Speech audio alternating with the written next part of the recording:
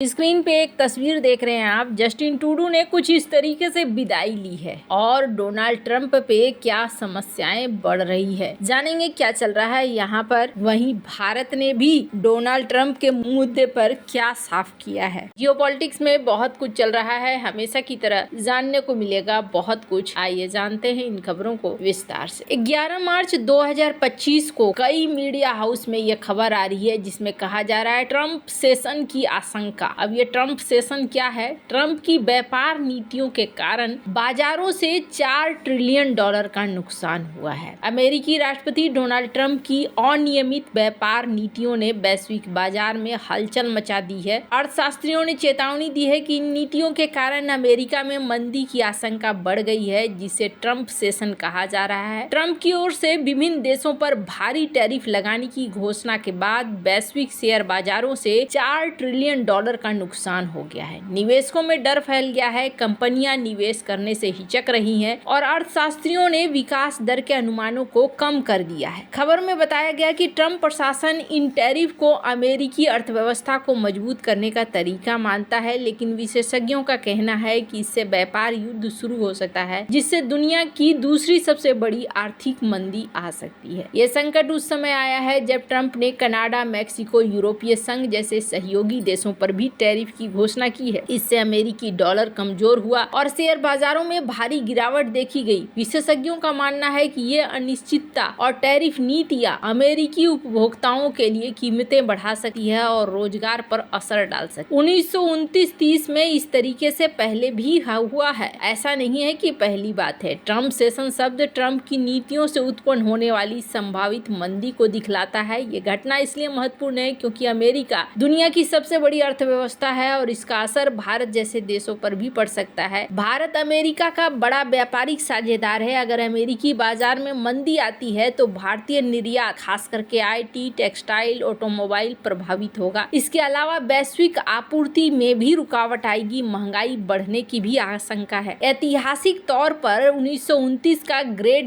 Depression भी वैश्विक था और आज की परिस्थितियों में भी ऐसा ही खतरा मंडरा रहा है। ट्रंप प्रशासन का दावा है कि ये टैरिफ अमेरिकी नौकरियों को बचाएगा, लेकिन विशेषज्ञों का कहना है कि इससे व्यापारिक साझेदार देशों के बीच तनाव बढ़ेगा और लंबे समय में नुकसान होगा। ये स्थिति तब और जटिल हो जाती है जब ट्रंप की अन्य नीतियां जैसे सरकारी खर्च में कटौती और डिपोर्टेशन भी अर्थव्यवस्था पर दबाव डालती है। ट्रंप सेशन की आशंका और बाजारों में $4 ट्रिलियन का नुकसान ट्रंप की व्यापार नीतियों के अप्रत्याशित परिणामों को दिखलाता है। 1929-30 के ग्रेट डिप्रेशन का ऐतिहासिक उदाहरण हमें दिखलाता है कि संरक्षणवादी नीतियां शुरू में लोकप्रिय लग सकती हैं, लेकिन ये वैश्विक व्यापार और अर्थव्यवस्था को गहरी चोट पहुंचा सकती है। अगर ये स्थिति बेकाबू हुई तो न केवल अमेरिका बल्कि पूरी दुनिया मंदी के चपेट में आ सकती है। यह देखना बाकी है कि ट्रंप प्रशासन इस संकट से कैसे निपटता है और क्या वैश्विक सहयोग से इसे रोका जा सकता है। 11 मार्च 2025 को ही कई मीडिया हाउस में प्रकाशित हो रहा है। अमेरिकी राष्ट्रपति डोनाल्ड ट्रंप ने कनाडा को टैरिफ एब्यूजर कहकर आलोचना की है, जब कनाडा की ओंटारियो प्रांत सरकार ने अमेरिका को निर्यात की जाने वाली बिजली पर 25% का सरचार्ज लगा दिया है। ये सरचार्ज न्यूयॉर्क, मिशिगन, मिनेसोटा जैसे अमेरिकी राज्यों को प्रभावित करेगा जो ओंटारियो की बिजली से चलता है। ट्रंप ने अपने सोशल मीडिया प्लेटफॉर्म ट्रूथ में लिखा कि कनाडा अमेरिकी कृषि उत्पादों पर 250% से 390% तक टैरिफ लगाता है और अब बिजली पर यह सरचार्ज अनुचित है। उन्होंने ये भी कहा कि अमेरिका 2 अप्रैल से शुरू होने वाली अपनी जवाबी टैरिफ नीति के जरिए यह पैसा वापस ले ले। ट्रंप ने कनाडा को चेतावनी दी कि अमेरिका अब उनकी कारों, लकड़ी और ऊर्जा की जरूरत नहीं रखेगा। ओंटारियो की प्रीमियर डग फोर्ड ने इस सरचार्ज को ट्रंप की टैरिफ नीतियों के खिलाफ जवाबी कार्रवाई माना और कहा कि अगर ट्रंप ने टैरिफ बढ़ाए हैं तो वो बिजली आपूर्ति पूरी तरीके से बंद कर सकते हैं। ये कदम ट्रंप के कनाडा और मैक्सिको पर 25% टैरिफ लगाने की घोषणा के बाद आया है, जिसके बाद में 1 महीने के लिए स्थगित कर दिया गया। ये व्यापारिक तनाव दोनों देशों के बीच पहले से चली आ रही आर्थिक प्रतिस्पर्धा को और भी गहरा कर सकता है और यहाँ पर भी देखने को वैसा ही मिल रहा है। ये घटना अमेरिका और कनाडा के बीच लंबे समय से चले आ रहे व्यापारिक रिश्तों में एक नया तनाव दिखलाता है। कनाडा अमेरिका का सबसे बड़ा व्यापारिक साझेदार है। दोनों दोनों देश ऊर्जा, ऑटोमोबाइल, कृषि जैसे क्षेत्रों पर एक दूसरे से निर्भर हैं। ओंटारियो का ये सरचार्ज 1.5 मिलियन अमेरिकी घरों को प्रभावित करेगा, जिससे बिजली की कीमतें बढ़ सकती है। दूसरी ओर ट्रंप की टैरिफ नीति कनाडाई अर्थव्यवस्था को नुकसान पहुंचा सकती है, खासकर स्टील, एल्युमिनियम, ऑटोमोबाइल उद्योग को। ये व्यापार युद्ध भारत जैसे देशों को भी प्रभावित करेगा, ये बात तो तय है। ऐसा नहीं है कि सिर्फ इन तक ही रहेगा और अब ये चीजें और ज्यादा आगे बढ़ती हुई भी दिख रही हैं। बात करें यूएस के प्रभाव की